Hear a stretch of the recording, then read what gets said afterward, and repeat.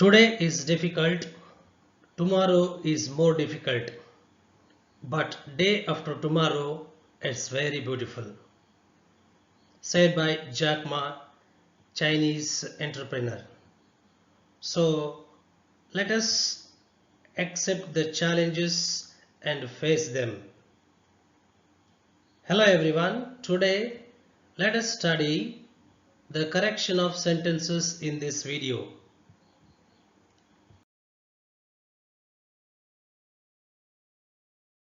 Means ಒಂದು ವಾಕ್ಯದಲ್ಲಿ ಏನಾದರೂ ತಪ್ಪಿರುತ್ತೆ, ಅದನ್ನು 4 ಭಾಗಗಳಾಗಿ ಕೊಟ್ಟಿರ್ತಾರೆ ಆ ವಾಕ್ಯವನ್ನು, ಅಥವಾ 3 ಭಾಗಗಳನ್ನಾಗಿ ಮಾಡಿ 4ನೇ ಭಾಗ ನೋ ಎರರ್ ಅಂತ ಇರುತ್ತೆ.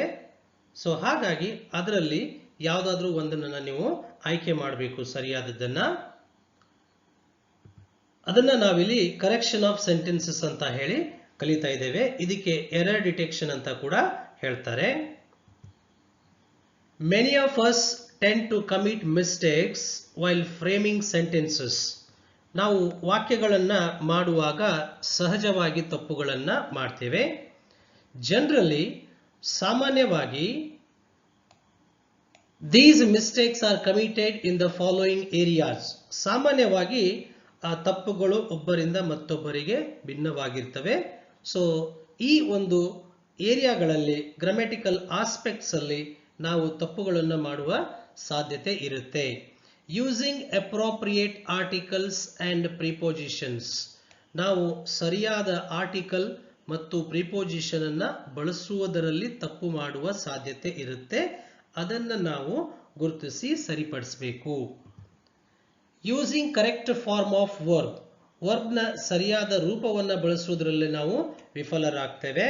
ಪ್ರೆಸೆಂಟ್ ಟೆನ್ಸ್ ಬಳಸೋದಾಗಿರ್ಬೋದು, ಅವುಗಳಿಗೆ ಎಸ್ ಪ್ರತ್ಯಯಗಳನ್ನು ಸೇರಿಸೋದಾಗಿರ್ಬೋದು, ING ಪ್ರತ್ಯಯ ಆಗಿರ್ಬೋದು, ಅಥವಾ ಪಾಸ್ಟ್ ಟೆನ್ಸ್ ಆಗಿರ್ಬೋದು, ಪಾಸ್ಟ್ ಪಾರ್ಟಿಸಿಪಲ್ ಆಗಿರ್ಬೋದು, ಅಥವಾ ಪ್ಯಾಸಿವೈಸ್ ಫಾರ್ಮ್ ಆಫ್ ವರ್ಬ್ ಕೂಡ ಆಗಿರ್ಬೋದು. ಇನ್ನು placing words in the right order ಅಂದ್ರೆ, ಒಂದು ಪಾಸಿಟಿವ್ ಸೆಂಟೆನ್ಸ್ ಅಂದಾಗ ಸಬ್ಜೆಕ್ಟ್ ವರ್ಬ್ ಆಬ್ಜೆಕ್ಟ್ ಅಂತ ವಾಕ್ಯ ರಚನೆ ಇರುತ್ತೆ. ಇಂಟ್ರಾಗೇಟಿವ್ ಅಂದಾಗ WH question word, helping verb, subject verb object ಅಂತ ಇರುತ್ತೆ. ಇದು ಒಂದು ಸೆಂಟೆನ್ಸ್ ಸ್ಟ್ರಕ್ಚರ್. ಪಾಸಿಟಿವ್ ಇರುವಾಗ ವಾಕ್ಯ ಹೀಗಿರಬೇಕು, ಮೊದಲಿಗೆ ಸಬ್ಜೆಕ್ಟ್ ಬರಬೇಕು, ಆಮೇಲೆ ವರ್ಬ್ ಬರಬೇಕು, ಆಮೇಲೆ ಆಬ್ಜೆಕ್ಟ್ ಬರಬೇಕು. ಪ್ರಶ್ನೆ ಆಗಿದ್ರೆ ಹೆಲ್ಪಿಂಗ್ ವರ್ಬ್ ಅಥವಾ WH ಕ್ವಶನ್ ವರ್ಡ್ ಮೊದಲು ಬರಬೇಕು.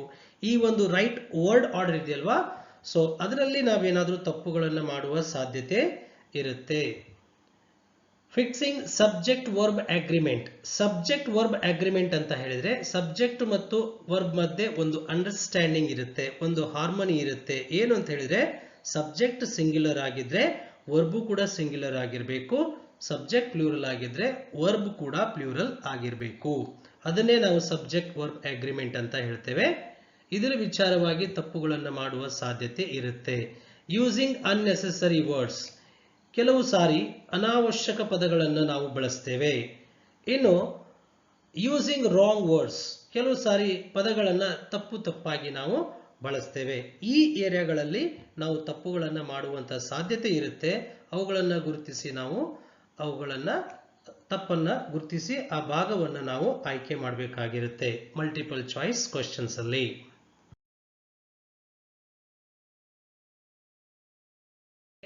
ಸೊ ನಾವು ಆರ್ಟಿಕಲ್ ಇಂದ ಪ್ರಾರಂಭ ಮಾಡೋಣ. Identify the mistakes in the following sentences and correct them ಅಂತ ಇದೆ. ಇಲ್ಲಿರುವ ವಾಕ್ಯಗಳಲ್ಲಿರುವ ತಪ್ಪುಗಳನ್ನ ಗುರುತಿಸಿ ಅವುಗಳನ್ನು ಸರಿಪಡಿಸಿ ಅಂತ ಹೇಳಿದ್ದಾರೆ. So here one example is done for you. ಆರ್ಟಿಕಲ್ಸ್ಗೆ ಸಂಬಂಧಪಟ್ಟ ಹಾಗೆ, once upon a time a elephant made friendship with a man. ಇಲ್ಲಿ ಆರ್ಟಿಕಲ್ ಅನ್ನೋದು ಎ ಬಳಕೆಯಾಗಿದೆ, ಇಲ್ಲೂ ಎ ಬಳಕೆಯಾಗಿದೆ, ಇಲ್ಲೂ ಎ ಬಳಕೆಯಾಗಿದೆ. ಆದ್ರೆ ಇಲ್ಲಿ ಬಳಕೆಯಾಗಿರುವಂತಹ ಎ ಇದೆಯಲ್ವಾ, ಸೊ ಇದು ತಪ್ಪಾಗಿ ಬಳಕೆ ಆಗಿದೆ. ಆಕ್ಚುಲಿ ಏನ್ ಬರಬೇಕದು ಆನ್ ಎಲಿಫೆಂಟ್ ಅಂತ ಹಾಕ್ಬೇಕು. ಸೊ ಈ ರೀತಿಯಾಗಿ ಅವ್ರೇನ್ ಮಾಡಿರ್ಬೋದು, ಒನ್ಸ್ ಅಪಾನ್ ಅ ಟೈಮ್ ಒಂದು ಭಾಗ ಮಾಡ್ತಾರೆ, ಆನ್ ಎಲಿಫೆಂಟ್ 2ನೇ ಭಾಗ ಮಾಡ್ತಾರೆ, ಉಳಿದಿದ್ದನ್ನ 3ನೇ ಭಾಗ ಮಾಡ್ತಾರೆ. ಇನ್ನೊಂದು 4ನೇ ಆಪ್ಷನ್ ನೋ ಎರರ್ ಅಂತ ಇರುತ್ತೆ. ಇದರಲ್ಲಿ ಯಾವ ಭಾಗದಲ್ಲಿ ಅಂತ ಇದೆ, ಇದು ಎ ಆಪ್ಷನ್ ಆಗಿರ್ಬೋದು, ಇದು ಬಿ ಆಪ್ಷನ್ ಅಂತ ಅನ್ಕೊಳ್ಳಿ, ಇದು ಸಿ ಆಪ್ಷನ್ ಅಂತ ಅನ್ಕೊಳ್ಳಿ, ಇನ್ನು ಡಿ ಇದೆಯಲ್ವಾ ಅದು ನೋ ಎರರ್ ಆಪ್ಷನ್ ಅಂತ ಅನ್ಕೊಳ್ಳಿ. ಇಲ್ಲಿ ಸರಿಯಾದ ಆಪ್ಷನ್ ಯಾವುದು? ಅದು ಬಿ ಆಗಿದೆ. ಈ ಭಾಗದಲ್ಲಿ ತಪ್ಪು ಇದೆ. ಓಕೆ, ಈ ತರಹದ ಉದಾಹರಣೆಗಳನ್ನ ನೋಡ್ತಾ ಹೋಗೋಣ. This is a best thing to do ಅಂತ ಇದೆ. ಇಲ್ಲಿ ಸೊ ಬೆಸ್ಟ್ ಅನ್ನೋದು ಸೂಪರ್ಲೇಟಿವ್ ಡಿಗ್ರಿ, ಸೂಪರ್ಲೇಟಿವ್ ಡಿಗ್ರಿ ಬಂದಾಗ ಅಲ್ಲಿ ದ ಅನ್ನುವಂತಹ ಆರ್ಟಿಕಲ್ಲೇ ಬರಬೇಕು. ಹಾಗಾಗಿ this is the best thing to do ಅಂತ ಆಗ್ಬೇಕು. ಇಲ್ಲಿ ಆಕ್ಚುಲಿ ಏನ್ ಬರ್ಬೇಕು ಹೇಳಿ? ಸೊ ದ ಅನ್ನುವಂತಹ ಆರ್ಟಿಕಲ್ ಬರಬೇಕು. Next example, you can fool some people all a time but not everyone ಅಂತ ಇದೆ. Actually yes correct. ಇಲ್ಲಿ ಎ ಅನ್ನೋದು ಏನಾಗಿದೆ ಅಂತ ಹೇಳಿದ್ರೆ ತಪ್ಪಾಗಿ ಬಳಕೆಯಾಗಿದೆ. It should be replaced with the. ಇಲ್ಲಿ ಆಕ್ಚುಲಿ ಏನ್ ಬರಬೇಕು? ದ ಅನ್ನುವಂತಹ ಆರ್ಟಿಕಲ್ ಬರಬೇಕು. ಆಲ್ ದ ಟೈಮ್ ಅಂತ ಆಗ್ಬೇಕು. ಮೂರನೇ ವಾಕ್ಯ, the huts were already occupied by a jungle lords ಅಂತ ಹೇಳಿದ್ದಾರೆ. ಏನ್ ತಪ್ಪಾಗಿದೆ ಅಂತ ಹೇಳಿದ್ರೆ ಎ ಕರೆಕ್ಟ್, ಜಂಗಲ್ ಲಾರ್ಡ್ಸ್ ಅಲ್ವಾ? ಒಂದು ಪ್ರಾಣಿಗಳು ಅಂತ ಹೇಳಕ್ಕಾಗಲ್ಲ, ಒಂದು ಕುರ್ಚಿಗಳು ಅಂತ ಹೇಳಕ್ಕಾಗಲ್ಲ ಅಲ್ವಾ? ಸೊ ಹಾಗಾಗಿ ಇದನ್ನ ನಾವೇನ್ ಮಾಡಬೇಕು? ದ ಜಂಗಲ್ ಲಾರ್ಡ್ಸ್ ಅಂತ ಮಾಡಬೇಕು. ಯಾಕೆಂದ್ರೆ ಇಲ್ಲಿ ಬಹುವಚನ ಇದೆ, ಬಹುವಚನದ ಜೊತೆ ಎ ಬಳಕೆ ಆಗೋದಿಲ್ಲ. ಇನ್ನು the old man reduced A self esteem of the speaker. ಇಲ್ಲಿ ಸಹಜವಾಗಿ ನಮಗೆ ಆನ್ ಆಗಬೇಕು ಅಂತ ಅನ್ಸುತ್ತೆ, ಬಟ್ ಸರಿ ಇದೆ, ನೋ ಪ್ರಾಬ್ಲಮ್. ಇಲ್ಲಿ ನೋಡಿ ಎ ಅಂತ ಇದೆ, ಸೆಲ್ಫ್ ಎಸ್ಟೀಮ್ ಅಂತ ಹೇಳಿದ್ರೆ ಸ್ವಾಭಿಮಾನ. ಒಂದು ಸ್ವಾಭಿಮಾನ ಅಂತ ನಾವು ಅದನ್ನ ನಂಬರ್ ಅಲ್ಲಿ ಹೇಳೋದಕ್ಕೆ ಬರೋದಿಲ್ಲ. ಹಾಗಾಗಿ ಏನಾಗಬೇಕು? The self esteem of the speaker ಅಂತ ಆಗ್ಬೇಕು. An European came to visit India ಅಂತ ಇದೆ. ಇಲ್ಲಿ ಆನ್ ಅನ್ನೋದು ತಪ್ಪಾಗಿ ಬಳಕೆ ಆಗಿದೆ. ಇಲ್ಲಿ ಆಕ್ಚುಲಿ ಏನ್ ಬರಬೇಕು? ಎ ಬರಬೇಕು. ಯಾಕೆ ಎ ಬರಬೇಕು ಅಂತ ಹೇಳಿದ್ರೆ, ಸೊ ಯುರೋಪಿಯನ್ ಅಂದಾಗ ಇಲ್ಲಿ ಇ ಅನ್ನುವಂತಹ ಲೆಟರ್ ಇಂದ ಪ್ರಾರಂಭ ಆದ್ರೂ ಕೂಡ ಯ ಅಂತ ಉಚ್ಚರಿಸಲ್ಪಡೋದ್ರಿಂದ ಅದನ್ನ ಇಂಗ್ಲಿಷ್ ಅಲ್ಲಿ ವ್ಯಂಜನ ಅಂತ ಪರಿಗಣಿಸ್ತಾರೆ. ಹಾಗಾಗಿ ಇಲ್ಲಿ ಏನೇ ಬರಬೇಕು. Next example, this is the story of A unusual medicinal creeper ಅಂತ ಇದೆ. ಇಲ್ಲಿ ನೋಡಿ, ಇಲ್ಲಿ ಕೂಡ ಯು ಬಂದಿದೆ. ಅನ್ ಅನ್ನೋ ಸ್ವರದಿಂದ ನಾವು ಉಚ್ಚಾರ ಮಾಡ್ತೇವೆ. ಹಾಗಾಗಿ ಏನಾಗಬೇಕಿದು? ಆನ್ ಅನ್ಯೂಶುವಲ್ ಮೆಡಿಸಿನಲ್ ಕ್ರೀಪರ್ ಅಂತ ಆಗ್ಬೇಕು. ಈ ಭಾಗದಲ್ಲಿ ತಪ್ಪು ಇದೆ.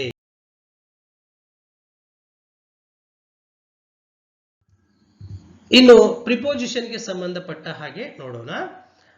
I am here for teach you English ಅಂತ ಇದೆ. ಇಲ್ಲಿ ಫಾರ್ ಅನ್ನೋದು ಪ್ರಿಪೋಸಿಷನ್, ಇದು ತಪ್ಪಾಗಿ ಬಳಕೆಯಾಗಿದೆ. ಆಕ್ಚುಲಿ ಏನಾಗಬೇಕು? I am here to teach you English ಅಂತ ಆಗ್ಬೇಕು. ಓಕೆ, ಇನ್ನು ಮುಂದಿನ ವಾಕ್ಯಗಳಲ್ಲಿ ತಪ್ಪನ್ನ ಮಾತ್ರ ಗುರುತಿಸ್ತೇವೆ ಮತ್ತು ಅದಕ್ಕೆ ಯಾವ ಉತ್ತರ ಬರಬೇಕು ಅನ್ನೋದನ್ನು ಕೂಡ ನೋಡ್ತೇವೆ. The pin headed duck is the resident in the swampy forest ಅಂತ ಇದೆ.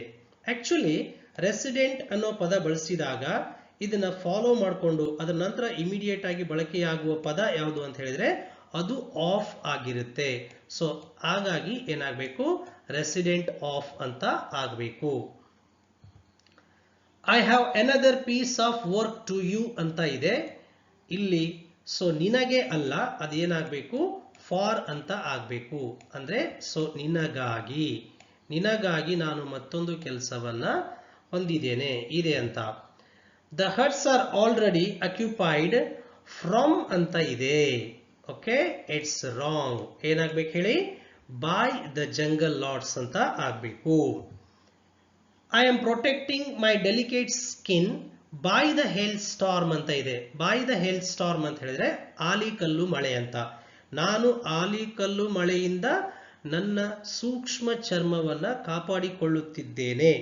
ಆಲಿಕಲ್ಲು ಮಳೆಯಿಂದ ಇಂದ ಅನ್ನೋದಕ್ಕೆ ಇಲ್ಲಿ ಬಾಯಿ ಬರೋದಿಲ್ಲ. ಸೊ ಏನ್ ಬರಬೇಕು ಅಂತ ಹೇಳಿದ್ರೆ ಇಲ್ಲಿ ಫ್ರಮ್ ಅನ್ನುವಂತಹ ಒಂದು ಪ್ರಿಪೋಸಿಷನ್ ಬಳಕೆ ಆಗಬೇಕು.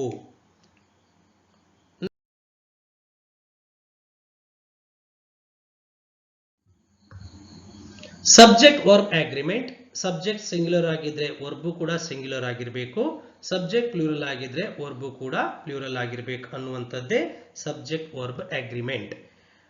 ಒಂದು ಎಕ್ಸಾಂಪಲ್ ನೋಡಿ, my dear good friend, your skin, ನಿನ್ನ ಚರ್ಮ ಅನ್ನೋದು ಸಿಂಗ್ಯುಲರ್. ಇಲ್ಲಿ ಏನ್ ಕೊಟ್ಟಿದ್ದಾರೆ ಹೇಳಿ, ಆರ್ ಕೊಟ್ಟಿದ್ದಾರೆ, ಏನ್ ಬರಬೇಕು, ಈಸ್ ಬರಬೇಕು ಅಲ್ವಾ. ಸೊ ವಾಕ್ಯದ ಈ ಭಾಗದಲ್ಲಿ ತಪ್ಪಿದೆ, ಹಾಗಾಗಿ ಈಸ್ ಸರಿಯಾದ ವಾಕ್ಯ. ಓಕೆ, ಹಾಗೆ ಇದಕ್ಕೆ ಸಂಬಂಧಪಟ್ಟಂತ ಎಕ್ಸಾಂಪಲ್ಸ್ ನೋಡೋಣ. ತಪ್ಪು ಇರುವಂತಹ ಭಾಗವನ್ನ ಮಾತ್ರ ಗುರುತಿಸೋಣ. Children is still sleeping in the hut ಅಂತ ಇದೆ. ನೋಡಿ, ಚಿಲ್ಡ್ರನ್ ಅನ್ನೋದು ಬಹುವಚನ, ಹಾಗಾಗಿ ಈಸ್ ಅನ್ನೋದು ತಪ್ಪು. ಏನ್ ಬರ್ಬೇಕು ಹೇಳಿ, ಇಲ್ಲಿ children are still sleeping in the hut ಅಂತ ಆಗ್ಬೇಕು. On the face of it this does not seems. ಯಾವಾಗ ನೆಗೆಟಿವ್ ಬಂದಾಗ ಡಸ್ ಅಂತ ಬಳಕೆಯಾಗುತ್ತೋ ಅವಾಗ ನಾವು ವರ್ಬಿಗೆ ಈ ಏನು ಪ್ರತ್ಯಯವನ್ನ ಸೇರಿಸಿರ್ತೇವೆ ಇವುಗಳನ್ನ ಅವಾಯ್ಡ್ ಮಾಡಬೇಕು. ಇಲ್ಲಿ ಅವಾಯ್ಡ್ ಮಾಡಿಲ್ಲ, ಸೀಮ್ಸ್ ಅಂತಾನೆ ಬಳಸಿದ್ದಾರೆ, ಹಾಗಾಗಿ ಅದು ಸೀಮ್ ಮಾತ್ರ ಆಗಬೇಕು. ನೆಕ್ಸ್ಟ್ ಮೂರನೇ example, habitat destruction. Habitat destruction ಅಂತ ಹೇಳಿದ್ರೆ ಜೀವಿಗಳ ವಾಸಸ್ಥಳ ನಾಶ ಅಂತ.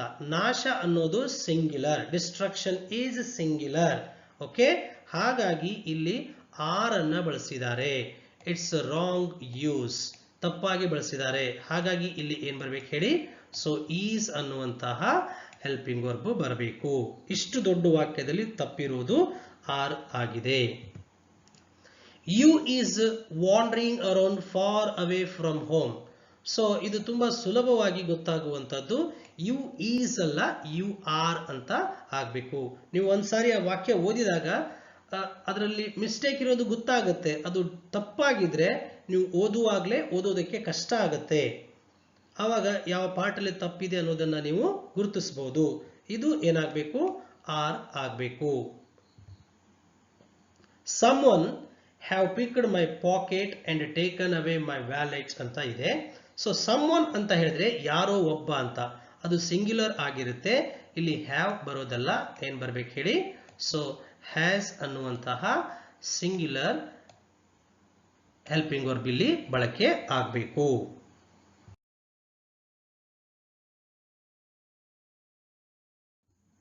Next word order. ಈ ಪದಗಳ ಒಂದು ಆರ್ಡರ್ ಅಲ್ಲಿ ಏನ್ ತಪ್ಪಿರುತ್ತೆ ನೋಡೋಣ. Why you are so late Nicola ಅಂತ ಇದೆ, ಪ್ರಶ್ನೆ ಇದೆ. ಸೊ ಪ್ರಶ್ನೆ ಅಂದಾಗ ನೋಡಿ, ಇಲ್ಲಿ ವೈ ಇದೆ ಅಲ್ವಾ, ಸೊ ವೈ ಆದ ನಂತರ ನೆಕ್ಸ್ಟ್ ಇಮಿಡಿಯೇಟ್ ಆಗಿ ಏನ್ ಬರಬೇಕು, ಹೆಲ್ಪಿಂಗ್ ವರ್ಬ್ ಬರಬೇಕು. ಅದು ಪ್ರಶ್ನೆ ಅಂತ ಅನ್ನೋದಾದ್ರೆ ಅಲ್ವಾ. ಸೊ ವರ್ಡ್ ಆರ್ಡರ್ ಇಲ್ಲಿ ತಪ್ಪಿದೆ. ವೈ ಯು ಆರ್ ಅಲ್ಲ, ಅದೇನಾಗಬೇಕು, ವೈ ಆರ್ ಯು ಅಂತ ಆಗ್ಬೇಕು. ವಿಚ್ ವೇ ಹಿ ಡಿಡ್ ಗೋ ಅಂತ ಇದೆ, ಪ್ರಶ್ನೆ ಆದಾಗ ಸೊ ಇಲ್ಲೇನಾಗಬೇಕು, ಹೆಲ್ಪಿಂಗ್ ವರ್ಬ್ ಇಲ್ಲೇ ಬರಬೇಕು. ವಿಚ್ ವೇ ಇದು ಒಟ್ಟಿಗೆನೆ ಬರುತ್ತೆ. Which way did he go is the right order. Okay, next where the fruits are. ಇಲ್ಲಿ ಏನಾಗಿದೆ, ವರ್ಡ್ ಆರ್ಡರ್ ತಪ್ಪಿದೆ. ಏನಾಗಬೇಕು, ವೇರ್ ಆರ್ ದ ಫ್ರೂಟ್ಸ್ ಅಂತ ಆಗ್ಬೇಕು. Why he has taken my book ಅಂತ ಇದೆ, ವರ್ಡ್ ಆರ್ಡರ್ ಇಲ್ಲಿ ತಪ್ಪಾಗಿದೆ. ಹ್ಯಾಸ್ ಇಲ್ಲಿ ಬರಬೇಕು, ಹೆಲ್ಪ್ WH ಕ್ವೆಶ್ಚನ್ ವರ್ಡ್ ನಂತರ, ಸೊ ಹ್ಯಾಸ್ ಇಲ್ಲಿ ಬರಬೇಕು. Y has he taken my book ಅಂತ ಆಗ್ಬೇಕು. ವಾಟ್ ಯುವರ್ ಕಮಾಂಡ್ ಈಸ್ ಅನ್ನೋದು ಪ್ರಶ್ನೆ ಅಂದಾಗ ಇಲ್ಲೂ ಕೂಡ ಏನಾಗಿದೆ, ತಪ್ಪಾಗಿದೆ. ಏನಾಗಬೇಕು, ಈ ವಾಟ್ ಈಸ್ ಯುವರ್ ಕಮಾಂಡ್ ಅಂತ ಆಗ್ಬೇಕು. ಇದು ಈಚೆ ಬರಬೇಕು. ನೆಕ್ಸ್ಟ್ ಇದು ಹೀಗೆ, ವಾಟ್ ಈಸ್ ಯುವರ್ ಕಮಾಂಡ್ ಅಂತ ಆಗ್ಬೇಕು. Where you did come from ಅಂತ ಇದೆ, ಇಲ್ಲೂ ಕೂಡ ನೋಡಿ ವರ್ಡ್ ಆರ್ಡರ್ ಅಲ್ಲಿ ತಪ್ಪಿದೆ. Where did you come from ಅಂತ ಆಗ್ಬೇಕು. Okay, next where you were all this time, ಇದು ಕೂಡ ಪ್ರಶ್ನೆ ಆಗಿದೆ. ಇಲ್ಲಿ ಏನಾಗಬೇಕು, ವೇರ್ ಅನ್ನೋದು ಸೊ ಇಂಟರ್ಚೇಂಜ್ ಆಗ್ಬೇಕು. ಸರಿನಾ? Yes. Next example, I have not told you to keep away from here. ಇಲ್ಲಿ ವಾಕ್ಯ ಇದೆ, ಪ್ರಶ್ನೆ ಕೊಟ್ಟಿದ್ದಾರೆ. ಇಲ್ಲಿ ಎರಡು ನಿಮಗೆ ಪಾಸಿಬಿಲಿಟಿ ಇದೆ. ನೀವು ಈ ಕ್ವಶನ್ ಮಾರ್ಕ್ ಅನ್ನ ತೆಗೆದು ಸೊ ಫುಲ್ ಸ್ಟಾಪ್ ಕೊಟ್ರೆ ಇದು ಸರಿಯಾದ ವಾಕ್ಯ ಆಗುತ್ತೆ. ಅಕಸ್ಮಾತ್ ಪ್ರಶ್ನೆನ ನೀವು ಉಳಿಸ್ಕೊಳ್ಳೋದಾದ್ರೆ ಏನ್ ಮಾಡಬೇಕು ಅಂತ ಹೇಳಿದ್ರೆ ಈ ಹ್ಯಾವ್ ಮತ್ತೆ ನಾಟ್ ಎರಡನ್ನು ಸೇರಿಸಿ ನಾವು ಹ್ಯಾವಂಟ್ ಅಂತ ಮಾಡಿ ಅದನ್ನ ವಾಕ್ಯದ ಮೊದಲಿಗೆ ನಾವು ಬಳಸಬೇಕು. Haven't I told you to keep away from here ಅಂತ ವಾಕ್ಯ ಆಗತ್ತೆ. ಇಷ್ಟು ದೊಡ್ಡದಾದ ವಾಕ್ಯ ಇದೆ, ಇದರಲ್ಲಿ ತಪ್ಪು ತುಂಬಾ ಸಿಂಪಲ್ ಇದೆ. ಏನಂತ ಗಮನಿಸಿ ನೋಡೋಣ. You are jealous that the goddess comes to me rather than you in dream. So ಇಲ್ಲಿ ತಪ್ಪು ಏನು ಇಲ್ಲ, ಇಷ್ಟೇ ಇರೋದು. ಪ್ರಶ್ನೆ ಆಗಿರೋದ್ರಿಂದ ಈ ಆರ್ ಇಲ್ಲಿ ಬರಬೇಕು, ನೆಕ್ಸ್ಟ್ ಯು ಅನ್ನೋದು ಇಲ್ಲಿ ಬರಬೇಕು. ಯು ಆರ್ ಇದ್ದಿದ್ದು ಆರ್ ಯು ಜೆಲಸ್ ಅಂತ ಆಗ್ಬೇಕು. ಹೀಗೆ ವರ್ಡ್ ಆರ್ಡರ್ ಅಲ್ಲಿ ತಪ್ಪುಗಳು.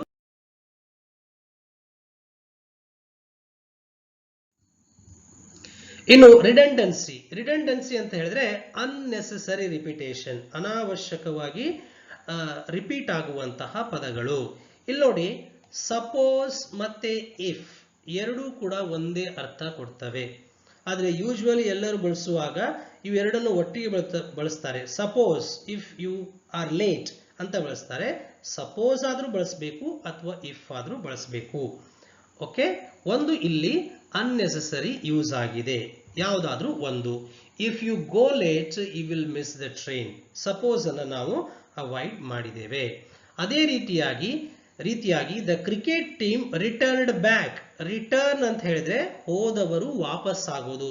ಇದು ಬ್ಯಾಕ್ ಅನ್ನೆಸೆಸರಿ ವರ್ಡ್, ಹಿಂದೆ ವಾಪಸ್ ಆಗೋದು ಅನ್ನೋದಕ್ಕೆ ಸರಿಯಾದ ಅರ್ಥ ಆಗೋದಿಲ್ಲ. It is unnecessary. ಇಲ್ಲಿ ತಪ್ಪಿದೆ. I get up at 6 AM in the morning ಅಂತ ಇದೆ. AM ಅಂದ್ರೂ ಕೂಡ ಮುಂಜಾನೆ ಅಂತ ಅರ್ಥ, ಇನ್ ದ ಮಾರ್ನಿಂಗ್ ಅಂದ್ರೂ ಕೂಡ ಮುಂಜಾನೆ ಅನ್ನುವ ಅರ್ಥ. ಇದರಲ್ಲಿ ಯಾವುದಾದ್ರೂ ಎರಡರಲ್ಲಿ ಒಂದನ್ನ ನಾವು ಅವಾಯ್ಡ್ ಮಾಡಬೇಕು. ಸೊ ಒಂದು ಭಾಗವನ್ನ ನಾವು ಡ್ರಾಪ್ ಮಾಡ್ತೇವೆ. ಇದು unnecessary repetition. Man is more better than animals ಅಂತ ಇದೆ. ಸೊ ಇಲ್ಲಿ ಮೋರ್ ಅನ್ನೋದು ಏನಾಗಿದೆ, ಅನ್ನೆಸೆಸರಿ ಯೂಸ್ ಆಗಿದೆ. he is my most best friend ಅಂತ ಹೇಳ್ತೇವೆ. ತುಂಬಾ ಸ್ಟ್ರೆಸ್ ಕೊಟ್ಟು ಹೇಳೋದಕ್ಕೆ ಹಾಗೆ ಬಳಸ್ತೇವೆ, ಆದ್ರೆ ಇದು ಅನ್ನೆಸೆಸರಿ ಯೂಸ್ ಆಗಿದೆ, ಬಳಸುವ ಅವಶ್ಯಕತೆ ಇಲ್ಲ.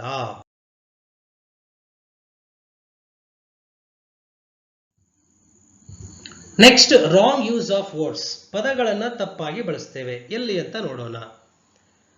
The furnitures cost 10,000 rupees. ಇಲ್ಲಿ ಫರ್ನಿಚರ್ಸ್ ಅಂತಿದೆ ನೋಡಿ.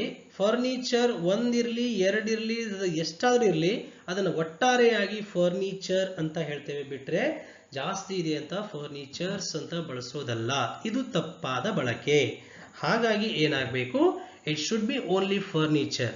The furniture cost 10,000 rupees. ಯಾವಾಗ ಇದು ಸಿಂಗ್ಯುಲರ್ ಆಗುತ್ತೋ ಆವಾಗ ಇಲ್ಲಿ ಕಾಸ್ಟ್ ಅಂತ ಆಗತ್ತೆ. ಓಕೆ ನೋಡಿ, I am reading A new poetry. ಇಲ್ಲಿ ತಪ್ಪಾದ ಶಬ್ದ ಯಾವುದು ಅಂತ ಹೇಳಿದ್ರೆ ಪೋಯೆಟ್ರಿ. ನಾವು ಪದ್ಯವನ್ನ ಓದ್ತೇವೆ ವಿನಃ ಪದ್ಯ ಭಾಗವನ್ನ ಅಲ್ಲ, ಕಾವ್ಯವನ್ನ ಅಲ್ಲ. ಸೊ ಏನಾಗಬೇಕು, I am reading A new poem ಅಂತ ಆಗ್ಬೇಕು. ನೆಕ್ಸ್ಟ್, ಮೈ ಹೇರ್ಸ್ ಆರ್ ಬ್ಲ್ಯಾಕ್. ಓಕೆ, ಇದು ಏನಾಗಬೇಕು ಅಂತ ಹೇಳಿದ್ರೆ ಹೇರ್ಸ್ ಅಂತ ಯೂಸ್ ಆಗೋದಿಲ್ಲ, ಇದು ಹೇರ್ ಮಾತ್ರ ಆಗಬೇಕು ಒಂದು. ಆಮೇಲೆ ಇಲ್ಲಿ ಮೈ ಹೇರ್ ಈಸ್ ಬ್ಲ್ಯಾಕ್ ಅಂತ ಆಗ್ಬೇಕು. ಅಕಸ್ಮಾತ್ ಆಗಿ ಒಬ್ಬ ವ್ಯಕ್ತಿಯ ತಲೆ ಮೇಲಿನ ಕೂದಲು ಅಂತ ಪರಿಗಣಿಸಿ ಹೇಳುವಾಗ ಅದು ಹೇರ್ ಅಂತ ಅಷ್ಟೇ ಆಗ್ಬೇಕು. ಆದ್ರೆ ನಿಮ್ ಶರ್ಟ್ ಮೇಲೆ ಎರಡು ಕೂದಲುಗಳು ಬಿದ್ದಿದ್ರೆ, ಕೂದಲಿನ ಎಳೆಗಳು ಬಿದ್ದಿದ್ರೆ, ಆವಾಗ ನಾವೇನ್ ಮಾಡ್ತೇವೆ, ಹೇರ್ಸ್ ಆರ್ ಅಂತ ಬಳಸಬಹುದು. But my hair is black ಅನ್ನೋದು ಸರಿಯಾದ ವಾಕ್ಯ. He took his sheeps to graze ಅಂತ ಇದೆ. ಇಲ್ಲಿ ಶೀಪ್ ಅನ್ನುವಂಥದ್ದು ಏನಿದೆ, ಸಿಂಗ್ಯುಲರ್ ಇದ್ರೂ ಕುರಿ ಅಂದ್ರೆ ಸಿಂಗ್ಯುಲರ್ ಇದ್ರೂ ಶೀಪ್ ಅಂತಾನೆ ಬಳಸ್ತೇವೆ, ಪ್ಲೂರಲ್ ಇದ್ರೂ ಕೂಡ ಶೀಪ್ ಅಂತಾನೆ ಬಳಸ್ತೇವೆ. ಸೊ ಶೀಪ್ಸ್ ಅಂತ ಬಳಸೋದು ರಾಂಗ್ ಯೂಸ್, ತಪ್ಪಾದ ಬಳಕೆ. The teacher gave me some advice. ಇದು ಬಹಳ ಮೋಸ್ಟ್ ಇಂಪಾರ್ಟೆಂಟ್. ಏನಂತ ಹೇಳಿದ್ರೆ ಇಲ್ಲಿ ಅಡ್ವೈಸ್, ಇಲ್ಲಿ ಎಸ್ ಇದೆ ನೋಡಿ. ಅಡ್ವೈಸ್ ಅಂದಾಗ ಇದು ವರ್ಬ್ ಆಗುತ್ತೆ. ಹಾಗಾಗಿ ಅಡ್ವೈಸ್ ಅಂದಾಗ ಅದೇನಾಗಬೇಕು, ಸಿ ಆಗಬೇಕು. ಇಂತಹ ಸೂಕ್ಷ್ಮವಾದ ವಿಚಾರಗಳನ್ನ ಕಾಂಪಿಟೇಟಿವ್ ಎಕ್ಸಾಮ್ ಅಲ್ಲಿ ಕೇಳ್ತಾರೆ. ದ ಥೀವ್ಸ್ ಎಸ್ಕೇಪ್ಡ್ ಆಗಬೇಕು. ಇಲ್ಲಿ ಪದಾನೇ ತಪ್ಪಿದೆ. ಓಕೆ, ಅದನ್ನ ಬಿಡಿ. The thieves escaped before the police arrived ಅಂತ ಇದೆ. ಇದು ಟೈಪಿಂಗ್ ಮಿಸ್ಟೇಕ್. ಆಕ್ಚುಲಿ ತಪ್ಪಿರೋದು ಯಾವುದು ಅಂತ ಹೇಳಿದ್ರೆ ಅದು ಥೀವ್ಸ್ ಆಗಿದೆ. ಆಕ್ಚುಲಿ ಬಹುವಚನ ಅಂದಾಗ ಅದೇನಾಗಬೇಕು, ಥೀವ್ಸ್ ಅಂತ ಆಗಬೇಕು, ಕಳ್ಳರು ಅಂತ. ಥೀಫ್ ಸಿಂಗ್ಯುಲರ್, ಥೀವ್ಸ್ ಅನ್ನೋದು ಪ್ಲೂರಲ್ ಆಗಿರುತ್ತೆ. The childrens were weeping. ಇದು ಒಂದು ಮೋಸ್ಟ್ ಇಂಪಾರ್ಟೆಂಟ್ ಎಕ್ಸಾಂಪಲ್. ನೆನಪಿನಲ್ಲಿ ಇಟ್ಕೊಳ್ಳೇಬೇಕಾದ ಅಂಶ ಏನು ಅಂತ ಹೇಳಿದ್ರೆ ಚೈಲ್ಡ್ ಅನ್ನೋದು ಸಿಂಗ್ಯುಲರ್ ಆಗಿರುತ್ತೆ, ಚಿಲ್ಡ್ರನ್ ಅನ್ನೋದು ಪ್ಲೂರಲ್ ಆಗಿರುತ್ತೆ. ಚಿಲ್ಡ್ರನ್ಸ್ ಈಸ್ ರಾಂಗ್ ಯೂಸೇಜ್, ಹಾಗಾಗಿ ಚಿಲ್ಡ್ರನ್ ಅಷ್ಟೇ ಆಗಬೇಕು. ಇದು ತಪ್ಪಾದ ಅಂತ ಹೇಳಿದ್ರೆ ಅದು ಟೆನ್ಸ್. ಟೆನ್ಸ್ ಅಲ್ಲಿ ನಾವು ತಪ್ಪುಗಳನ್ನ ಮಾಡ್ತೇವೆ. ಈಗ for example, I am liking Kannada, ನಾನು ಕನ್ನಡವನ್ನು ಇಷ್ಟಪಡುತ್ತಿದ್ದೇನೆ ಅಂತ ಹೇಳಿದ್ರೆ ಈ ಕ್ಷಣದಲ್ಲಿ ಮಾತ್ರ ಆಗುತ್ತೆ. ಇಲ್ಲಿ ಲೈಕ್ ಅನ್ನೋದು ಏನ್ ಮಾಡುತ್ತೆ ಅಂತ ಹೇಳಿದ್ರೆ ಇದು ಸ್ಥಿತಿಯನ್ನ ಹೇಳುತ್ತೆ, ಹಾಗಾಗಿ ಇದು ಏನಾಗಬೇಕು, ಲೈಕ್ ಮಾತ್ರ ಆಗಬೇಕು. ನಾನು ಕನ್ನಡವನ್ನ ಇಷ್ಟಪಡುತ್ತೇನೆ. Okay, it does not change. ಅಕಸ್ಮಾತ್ ಆಮ್ ಲೈಕಿಂಗ್ ಅಂತ ಬಳಸಿದ್ರೆ ಆ ಕ್ಷಣಕ್ಕೆ ಮಾತ್ರ ಸೀಮಿತ ಆಗಿರುತ್ತೆ. ಇವುಗಳಿಗೆ ನಾವು ವರ್ಬ್ಸ್ ಆಫ್ ಸ್ಟೇಟ್ ಅಂತ ಹೇಳ್ತೇವೆ. ಎಕ್ಸಾಂಪಲ್, ಥಿಂಕ್ ಆಗಿರ್ಬೋದು, ನೋ ಆಗಿರ್ಬೋದು, ಫೀಲ್ ಆಗಿರ್ಬೋದು, ಲವ್ ಆಗಿರ್ಬೋದು, hate, see, own, want, like, dislike, remember, understand, look, seem, appear, need, wish, smell, taste, see, hear. ಈ ಪದಗಳಿಗೆ ವರ್ಬ್ಸ್ ಆಫ್ ಸ್ಟೇಟ್ ಅಂತ ನಾವು ಹೇಳ್ತೇವೆ. ಇನ್ನೂ ಸ್ವಲ್ಪ ಇದಾವೆ, ಅವುಗಳನ್ನ ಕಂಟಿನ್ಯೂಸ್ ಅಲ್ಲಿ ಯಾವುದೇ ಕಾರಣಕ್ಕೂ ಬಳಸಬಾರದು. ಓಕೆ, ಅದೇನಾಗಬೇಕು, I like Kannada very much ಅಷ್ಟೇ. ಎಕ್ಸಾಂಪಲ್ ನೋಡೋಣ. ಐ ಆಮ್ ಥ್ಯಾಂಕಿಂಗ್ ಯು ಅಂತ ಇದೆ.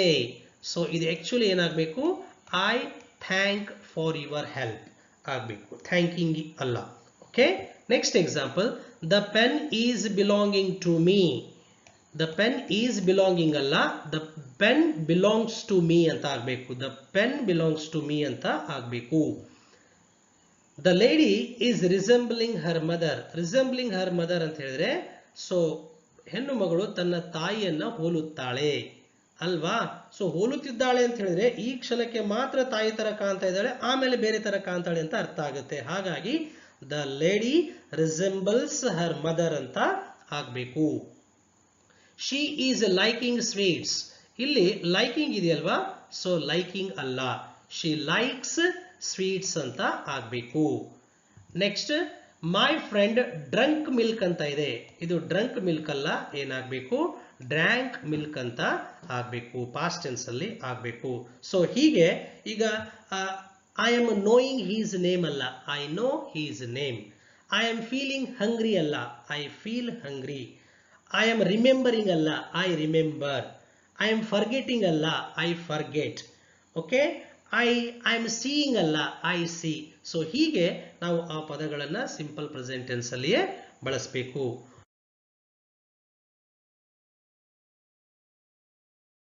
This video is useful and informative, and thank you for watching the video.